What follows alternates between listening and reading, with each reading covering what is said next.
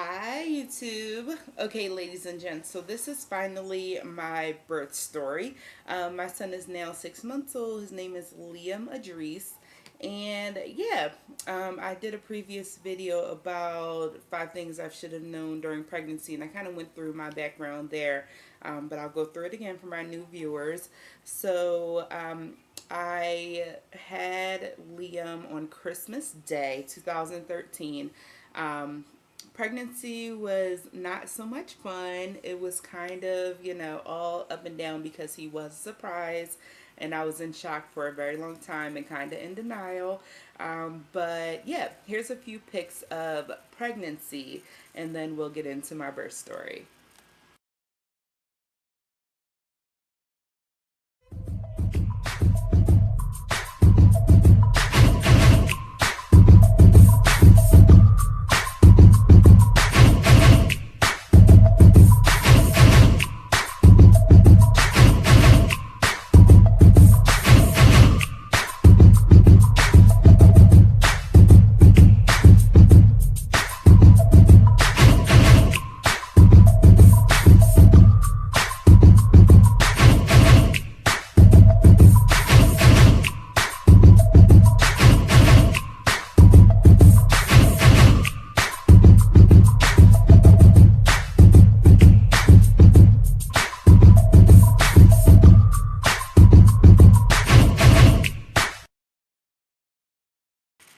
So when I first found out I was pregnant and I went to confirm the pregnancy at my doctor's, the first due date I received was January 5th, January 5th of 2014.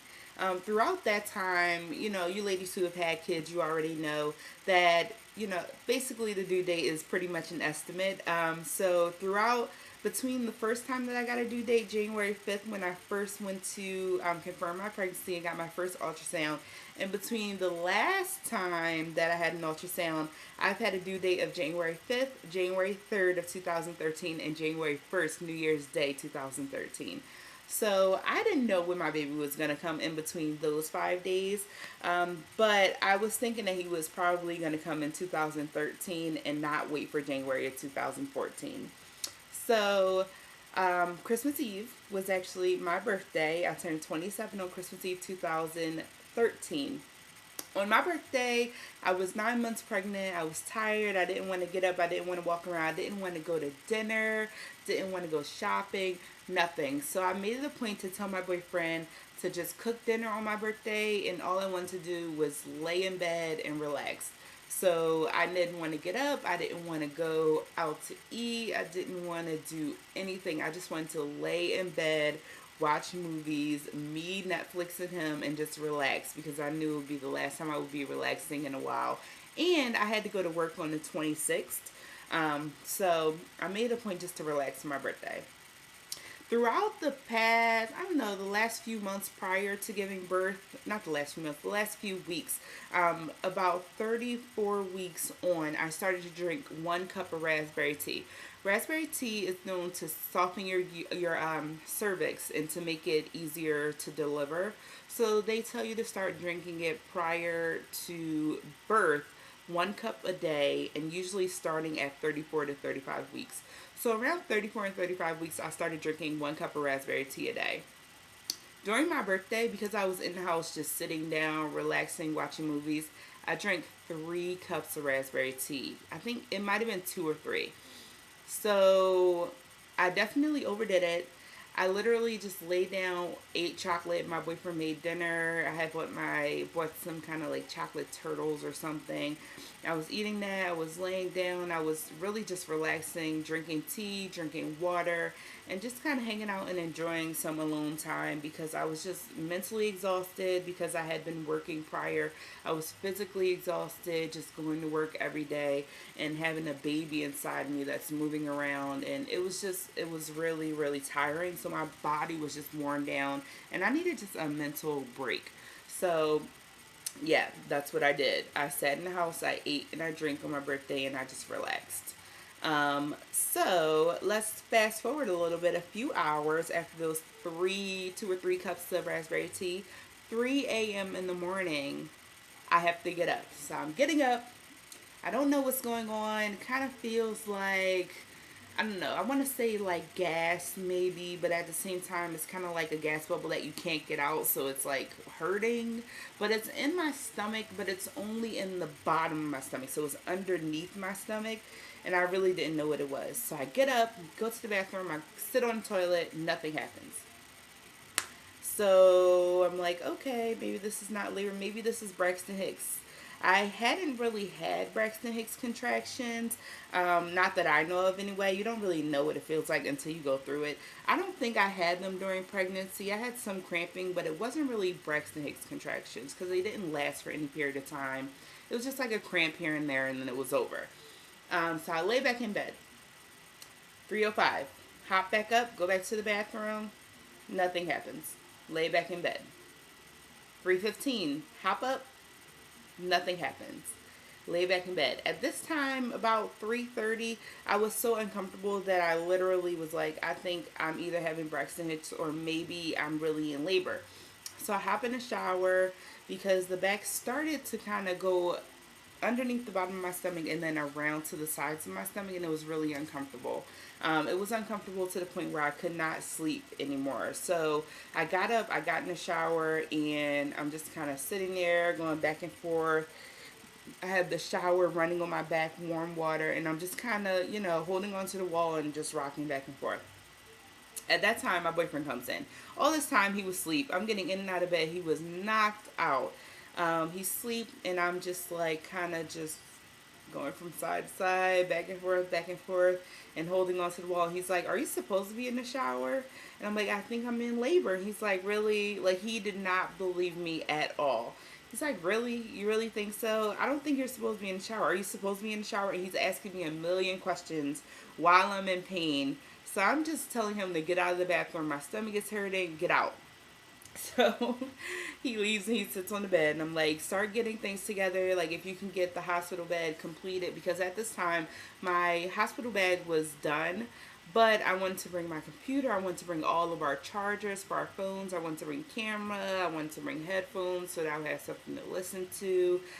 There was like a pillow. There was a couple odds and ends that I wanted to put together and get them all into a hospital bed.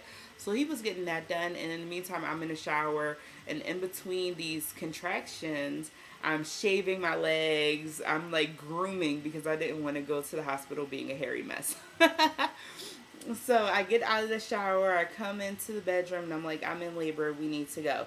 So actually, no, I'm lying to you. I didn't say I was in labor, we need to go. I said, I think I'm in labor. So I called the hospital. We called the hospital. I'm like, I think I'm in labor. I'm not sure. It's in the bottom of my stomach. What do you think? And she's like, wait until it's unbearable and you cannot take it anymore. Because if you're less than 2 centimeters when you get here, then we're going to send you home. And then you're going to have to go home, still labor a little bit longer, and then come back when it's unbearable. So I waited a little bit longer, and we left the house around 4:30 because at that point it was just so unbearable that I just couldn't, focus. I was like, I couldn't sleep, I couldn't stand, I couldn't sit, I couldn't lay down. It was very uncomfortable. So we had all our things together. We go downstairs. We had literally just installed the car seat the day before, because in my video, 5 things I wish I would have known before I got pregnant, I told you guys about how I was stressing about getting things done. That was one of my birthday gifts to me from my boyfriend, was putting the car seat in, because we literally just had it sitting here for months. So we put the car seat in on my birthday. Thank goodness we did that, because we needed it the next day. So I go to the hospital. We're driving to the hospital, and I'm in so much pain. It's 4:30 in the morning. Nobody's on the road. My boyfriend is like looking at me screaming while he's driving, and he's driving through every red light. It was pandemonium because I was in so much pain. So we parked the car. It's Christmas. We didn't think we would, need to put any money in the meter because, it's Christmas Day. Nobody's out giving tickets. We walk into the hospital. I'm carrying my pillow and my headphones and my pocketbook. My boyfriend has like our rolling suitcase that we had gotten together, our hospital bag. And we walk in, and the security guard's like, "You're in labor. Go upstairs. You know where to go, right?" And I'm like, "Yes." So we're walking. We check in at the hospital. and they're asking you all of these stupid, just dumb questions. I wish they did pre-registration, but my personal hospital that I went to did not do pre-registration. So I'm in labor, sitting in the office, answering questions like, what's your name, what kind of insurance do you have, yada yada, and it was just so frustrating. And you have to do that before they take you back to the room to see how dilated you are. So after we got through that headache, I was really pissed off. It was really annoying, and we had to go back to like their little, I guess it's like a triage area where you go, you check to see how dilated you are, and then they decide if they're going to check you in or send you back home. We go to the triage area, I get checked in. Number one, checking for dilation hurts like hell. You're already in labor, and then they're sticking their whole arm up there. It was the most painful part of pregnancy. It was worse than the damn contractions. I was pissed off. So, yeah, they checked to see how dilated I was, and I was 2 centimeters. I felt like I was boiled over in pain. I was just upset and just angry. So she's like, walk around for an hour. I'll come back and check you again in an hour. And if you're still 2 centimeters, we're going to send you home. You see my face? I looked at her like, send me home in this pain? No, I'm staying. So, yeah, I walked around for an hour. She came back, and it was the midwife this time and not the doctor. I was still 2 centimeters. She said, walk around for another hour. We'll get the doctor to come back, and then hopefully you'll be more than that, and we can check you in. If not, we're going to send you home. So, at that time, the nurse that was in the triage area, she said, drink some apple juice, drink a lot of water. It'll make you go to the bathroom, the water. The apple juice will give the baby a little bit of sugar and get them, get the baby a little more active so that you'll start dilating a little bit more. I did that. I walked around the hallways for another hour. The doctor came back in about an hour and a half later, and I was 3 centimeters dilated. So we go to back and get checked in and into a hospital room. And I had a big hospital room. It was like a really nice big suite. It was just one bedroom, really big bathroom. As soon as I go into the bathroom, I go to the bathroom and my water breaks. My water breaks while I'm on the toilet, which is good because there wasn't a big mess. I come out of the bathroom. I'm still in pain, having contractions about every 3 minutes or so. Every 2 minutes or so. I was 3 centimeters dilated. And the nurse comes in, the same nurse that gave me the water and the apple juice. She was a genius. She said, get your epidural now because there's no reason for you to be here for hours in pain. It's your first baby. Enjoy your pregnancy. That was all I needed to hear. I got my epidural, and it was lovely. The epidural, they give you like a little sting in the lower half of your back, and that's to numb you up, and then they feed a catheter all the way up through, and yada yada, all that stuff. So the little sting was nothing. It was like a pinch. They fed the catheter through. I had no pain whatsoever for the rest of my labor. But with an epidural comes numbness, so I couldn't feel my legs. It was a little uncomfortable because I couldn't feel my legs, so I was like slouched down in the bed. You can still feel your upper half, and if your upper half is not really comfortable, it's really frustrating. So I had to keep getting people to pull my legs up so that I can kind of scoot myself back in the bed with my upper body because it was kind of uncomfortable. But yeah, it was better than being in pain, I must admit. So, since I had been in labor at 3 in the morning, and since we decided to go to the hospital, which was about 4:30, I had been calling my mom and my sister for hours. We're in the hospital, I'm calling them. We're in the hospital bed, I'm calling them. While we were at home, I was calling them. They were asleep. So nobody knew I was in labor except for me and my boyfriend, and we're both at the hospital. So finally, around like 10 or so, my mom calls me. She's like, oh my goodness, I have 16 missed calls from you. What's going on? I'm like, I'm in labor. I'm in the hospital. The first thing that comes out of her mouth is, Liam is not trying to come on Christmas. I was like, yeah, he's coming on Christmas. So they finally get there around like, I don't know, they got there a few hours later because I was only 3 centimeters when I talked to them at like 10. By 11 o'clock, though, I was 5 centimeters. So I'm thinking that things are going to go quickly. From 10 to 11, I was 5 centimeters. I'm like, pretty soon, a couple of hours, the baby will be out. 2 o'clock comes, the doctor comes in and checks me. I'm still 5 centimeters. My mom and my sister come, and we're just hanging out. We're watching movies. We're just like chilling, me, my mom, my sister, and my boyfriend, and we were just relaxing, watching TV and talking. 5 o'clock comes, I'm still 5 centimeters. 6 o'clock comes, I'm still 5 centimeters. At this time, I'm listening to women, in the rooms next to me. Everybody's having their babies. This one lady had a natural birth, and she was like literally across the hall from me. She was screaming bloody murder. Oh my gosh, she made me so scared. But yeah, everybody's going in and out. All I could drink was water and juice and Jello. I probably had about 6 Jellos. Like, I was so hungry. They don't let you eat anything during labor, so I was starving. But 7 o'clock came, still in labor, and I'm still 5 centimeters. When 8 o'clock came around, the doctor says, if you're not dilating more than 5 centimeters in the next half an hour or so, then we're going to have to do a C-section. He comes back in a half hour, I'm 5 centimeters dilated. He tells me I have to have a C-section, and I burst into tears.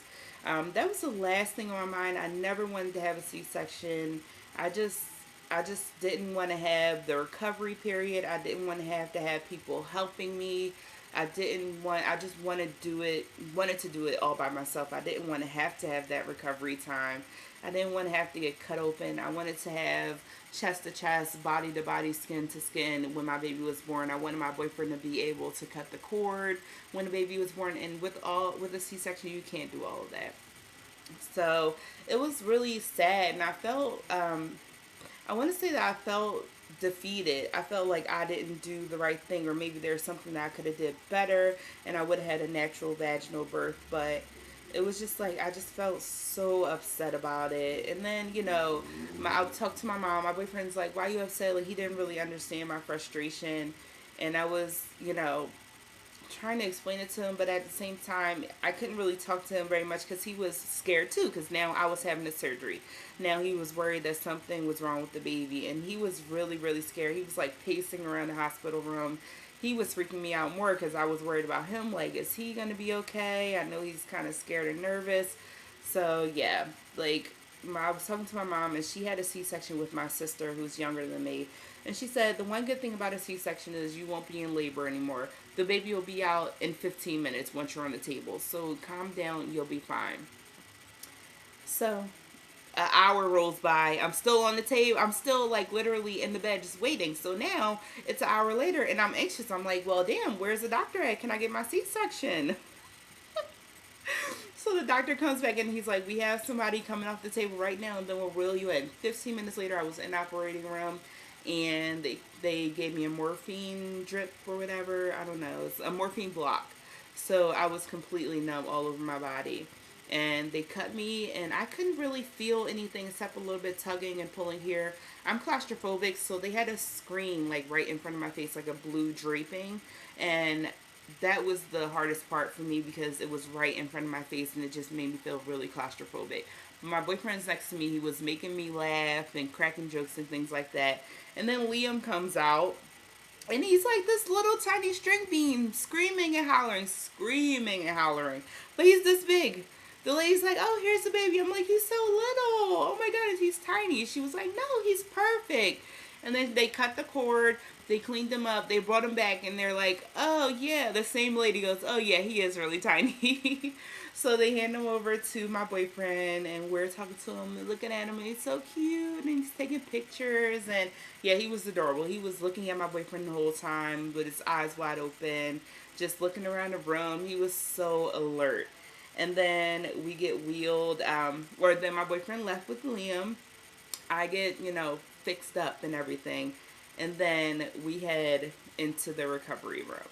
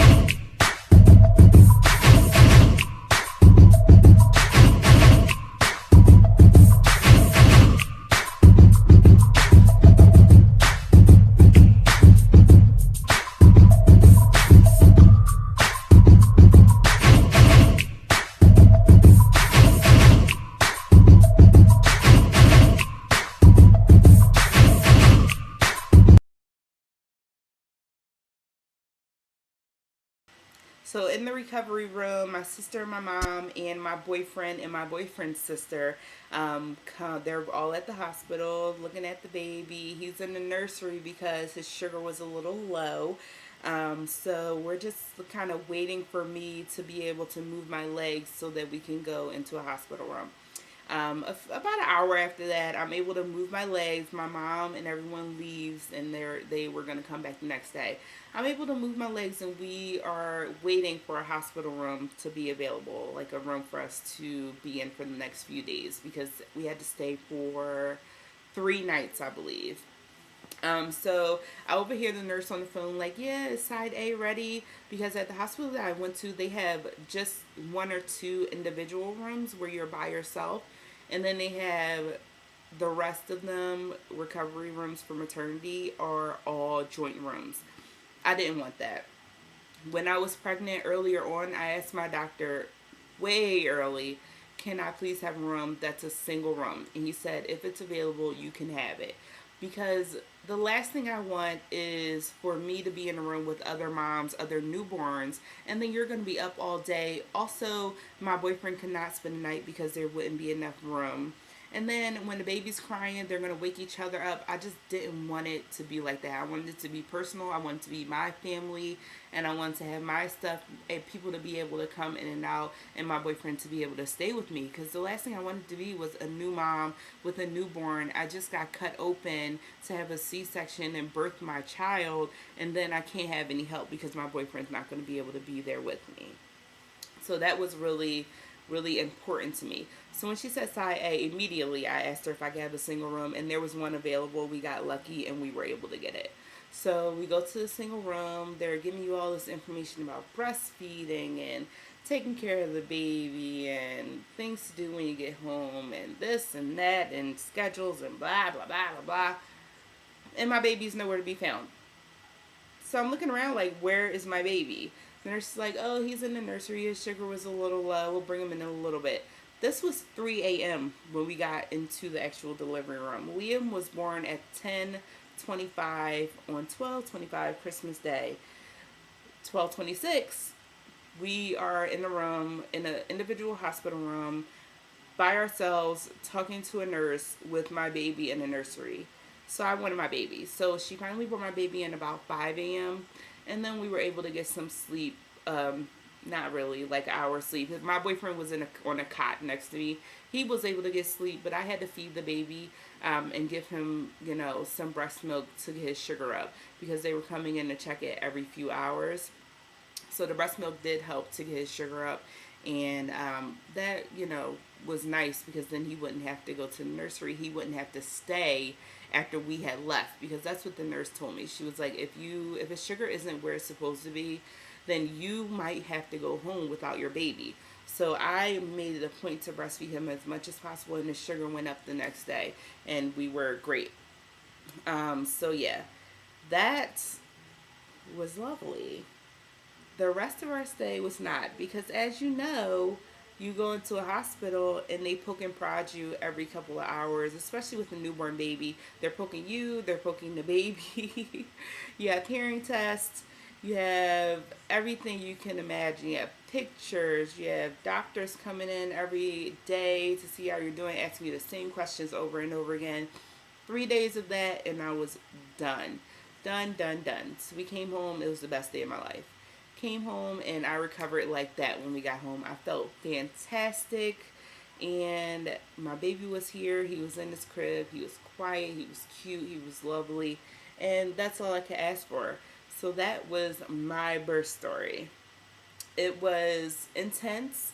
It was long, but it was well worth it because Liam was happy, Liam was healthy, and Liam was so cute. It was just so good to finally see his little face. I couldn't, I don't think I could have imagined how I would feel during labor. Like when I was pregnant, I didn't really think of labor. When I was pregnant, I was never scared of labor. I never had any fear surrounding labor. My fear was all about how I would feel and how I would do once Liam came home with us. So going through labor was definitely a new experience. It was challenging, but it was interesting to go through it because I was going through it and I'm like, I can do this. I can do this. It was pretty cool. I think that's why people have baby fever, because the moment that you see your baby, the baby comes out, you see the baby and you're just in love. So then when you are not pregnant, you're not anticipating that moment of seeing the baby. It's like, damn, I want to feel that again. I want to have that moment. I want to feel that excitement again. And that's why people have baby fever, and that's why you have all these kids running around. That's not going to be me. Yeah, love my son. He's adorable. I do want to have one more. I would like to know what it's like to have a girl. But I think I definitely miss the labor and delivery part of pregnancy, because it's just amazing to see that baby's face. Um, yeah, it's cute. I'm going to put some pictures in here for you guys at the end. I hope you guys enjoy. And I'll come to you guys probably in the next couple days with another video. Oh, and my camera is back. I bought a memory card for it and it works perfectly. My camera's back up and running. So now daily, every other day vlogs will be back. Get excited. You're going to see me some more. Please rate, comment, and subscribe.